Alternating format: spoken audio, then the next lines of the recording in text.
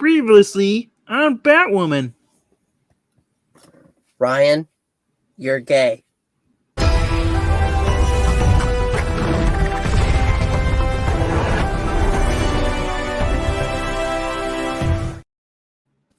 Hello, everybody. My name is Puppety from the Geeky Puppet Show here on the Geeky Puppet Show today to review Batwoman. Just a little fun before we get started on the show. And of course, as you could hear our little narrator, let's go ahead and bring him out. It is Froggy! Hi, how's it going? No, Mr. Water Bottle, go down. Go down. Not you. Wait. Is that a sexual innuendo? Go down? No. I mean, go away. Yeah, go down. Different Hills has not paid. Just go down. No. Froggy, please stop. Please. Froggy, no. Froggy, yeah. Okay. How did you enjoy that little intro, Froggy? Was that fun? Which part? I don't know. Let's go ahead The and battering flying? No. But let's go ahead and discuss this episode of Batwoman. Yes, Batwoman is back. I believe it's episode 9. And well, you see, we are dealing with some crazy things, crazy antics today, because crazy antics. There's not one, but 2 Poison Ivies. Of course, the OG, as it were, and Mary, who has a kind of a Poison Ivy vibe going on her own. Yeah. This episode, they decide to try to go after Poison Ivy, and that leads them to going into the woods. Grandma's house they go. Meanwhile, Renee sets up something to attract Mary to Poison Ivy to help get her back to full power. Uses a psychic link to her, and if Mary walks away from her, she gets pain. So they have to drive, and so they can drive back. She convinces Alice. Yep. Then she uses their powers to basically to keep Alice, make she go to sleep. Ironically, I fell asleep too. No, you didn't. Yeah, because Mary wants the pain to stop, but she also wants to see Poison Ivy. She wants to see her maker, as it were. Meet her maker. Even though Alice said, you can't have 2 of the same in the world. It always bans Enly.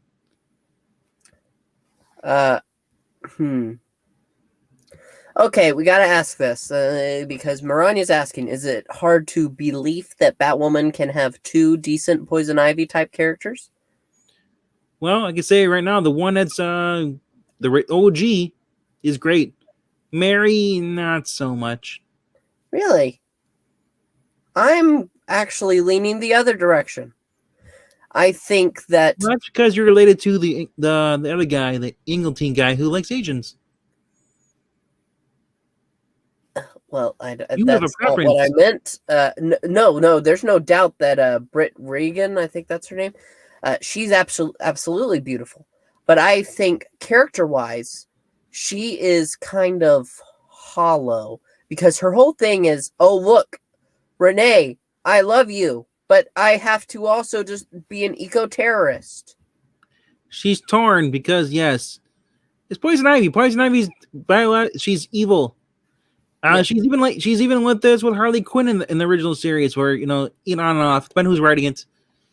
She cares more about this stuff, and I forgot there actually was a animated movie with Batman. It's called Batman and then Harley Quinn, or something like that. And the whole thing is that only Harley can get through Ivy. In this series, though, for Gotham, only person that can get to Ivy to control her, her rage, is Renee. Yeah, but that's not even the case in this one, because she at one point tells Renee, fine, we're going to work on us after I kill Batwoman, because Batwoman is in the woods. But I don't see the problem in that, though. She's being a hero. Who? Ivy. We're not supposed to want Batwoman dead, Froggy. I'm just saying, when it comes to this show, the hero often acts like a bad guy or a bad woman, and then honestly, the villain acts like a hero. I don't want to dig into their stuff, but I have to, because the whole drama with that's what I should have started out with, coming out and saying, "Oh no, it's a new week. Ryan, what's your drama?" Because this is it. She is so pissed off at Sophie, and they start fighting. And Sophie, at one point, even though they're pretty much Hold up, though. She puts all her crap that she created herself. Ryan created herself. She's so spinning out of control, and she needs someone to blame instead of accepting that she fucked up. So she blames it all, puts it all on Sophie, and Sophie's like, I don't know if you whether the time if you like me or hate me. And at this point, did I not say they're gonna argue so much, and then Sophie's gonna kiss her? And that is what happened. That's what happened. It wasn't arguing. It was Ryan going on, my life is a mess right now, and I don't need this kind of shit. I am Batwoman. This is what I do. If I tell you to blow up the car, you blow up the car. I don't need to hear all this, oh, woe is me. And she's right. Actually, Ryan's right. Because they're fighting like an old couple. But it was a growing moment. But you know what cut it off? Sophie kissing her, and then she's like, okay, then, And we're back to the same old, the status quo, which is garbage. Now, all this is proof that they're going to keep Sophie on as a new love interest. Alice is going to go bye-bye. Yeah, she might. They're getting rid of the Canes. Have you noticed that? The whole entire show is about replacing Kate Kane. And anybody affected her. It is. Because poor Kate Kane, she didn't even get a proper bad guy for. Well, like that's because that's not the actor's fault, or no, that's the producer's fault. All this Ruby Rose. Yeah. Yep. The writers were messed up. Were forced into this, so they had to change the story. So, like I said, the people who did what they did to Ruby Rose, you screwed up the show. It actually had a good first season, and then it got crap. Yeah, and you know what? They had a chance to fix it. They did have a chance to fix it. Was keeping Wallace staying on. Yep. And even if you wanted Ryan Wilder there, okay. There is nothing to say you can't have two heroes running around sharing a name. We just watched Hawkeye. And what is that show? Well, it's actually Kate Bishop becoming Hawkeye herself. But through his mentorship, there's two of them running around. Of course, one's going to be more experienced and know more because that's how the thing goes. But in this show, experience means something else, too.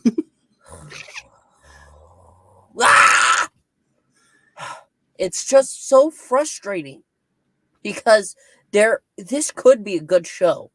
This could be a good show. Definitely could be a good show. It's showing parts where the writing does start to get better, and then immediately it backtracks and goes back to being, oh, I'm a victim. Everyone else is to blame.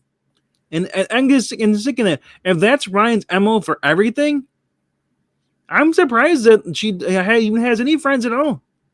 And let's talk about one of the end scenes. John Diggle's here, and it's very random. They get the buzzer back for this is my favorite part.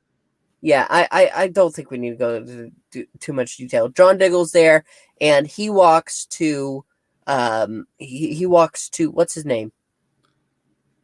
Oh, over to Luke. Luke. He's talking to Luke. Luke's talking to he's in front of the grave of his dad. And he's just basically saying, like, maybe these all happen for a reason, Maybe your death is a reason why I'm supposed to become a superhero. And I kept thinking that this is why Bruce is like, thanks, Joe Chill, for killing my parents. Now I have a reason for existing. Listen, yes, because he goes up to him, and you see Luke at his father's grave saying, I can't let you hold me back anymore. Blaming the man who literally made him a suit when he was young to one day be ready to put on a suit and save his city. No, he's saying, I can't let you hold me back anymore. That is exactly like saying, oh, thanks, Joe Chill, for killing my parents so I could become Batman. Thanks, Mom and Dad, for dying. It's like Peter Parker saying, thanks, Uncle Ben, so I can become Spider-Man. Ugh. It's garbage. It's absolute garbage. Yep. Okay, but John Diggle does come up afterwards, and Luke hands him back the box he gave for him to scan with the Bat Tech, because Well, Well, inside the box is the Green Lantern ring. They yeah, won't but call it that yet. it won't open again. And Luke says, "Well, it's not from anything on Earth." And Diddle kind of admits that, yeah, it's not. And he's like, "Why did you open the first time?" Well, it just kind of opened for me. And he says, "Well, maybe you should probably, do the same thing. Maybe if you really want it open, it will open." Yeah, I'm it's thinking probably just that. all you have to say is use your willpower and it might open. Yep.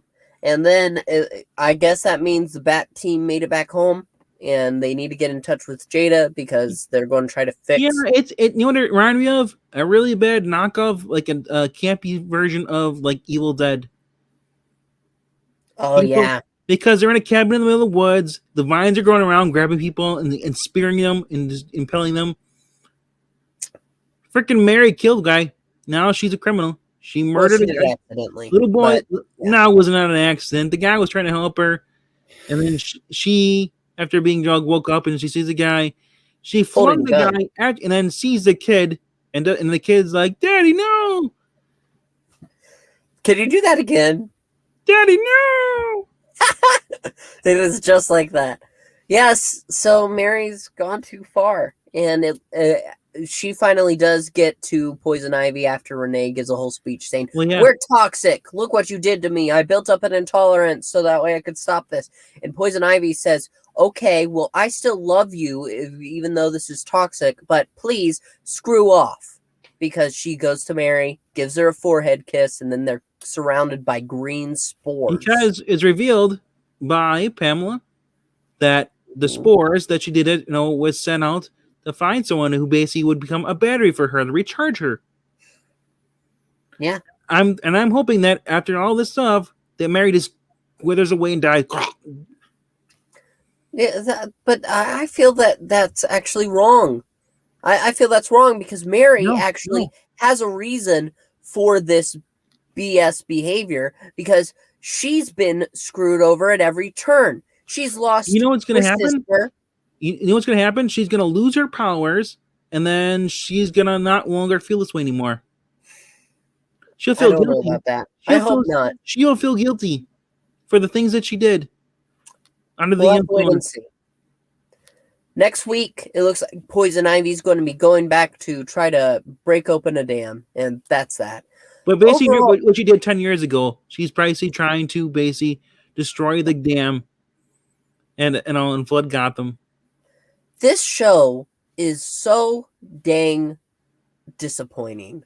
Did you notice there hardly any Alice this episode too? Yeah, because Alice was trying to defend Mary. That's why I don't like it. If you go to Poison Ivy, you might die. You silence my girl. I ain't gonna like this. That's true.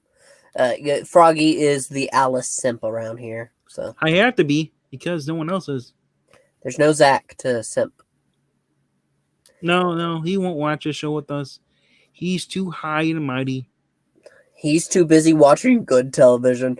But anyway, that about does it for us. Please make sure to like and leave a comment. Let us know your thoughts. If you really like the show, we want to hear why. And we're not trying to cause any kind of what is it? You should always give us money. Oh.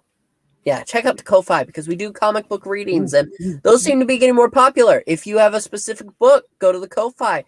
Drop a comment with a little dollar in the till, as it were, and it's greatly appreciated, and we will put it to the top of the reading list straight for you. Of the 3 CW shows reviewed tonight, Batwoman sounds like the moldy cheese sandwich of the shows, and indeed it is. I'm sorry, but I'd rather eat a moldy cheese sandwich than watch this show. Oh, and it's so disappointing because you looked at that cheese sandwich and you said, "Dang, that looks good. I really can't wait to eat that." But then it just went on for far too long, and you found out that an important part of it disappeared, and you realized, wow, this is trash. But that's the end. Thank you so much for Froggy and me looking at you. One last thank you before we say Bye. Bye. And remember, eat your vegetables. And Joe. But don't actually. Wait, I was going to kill you. Oh no!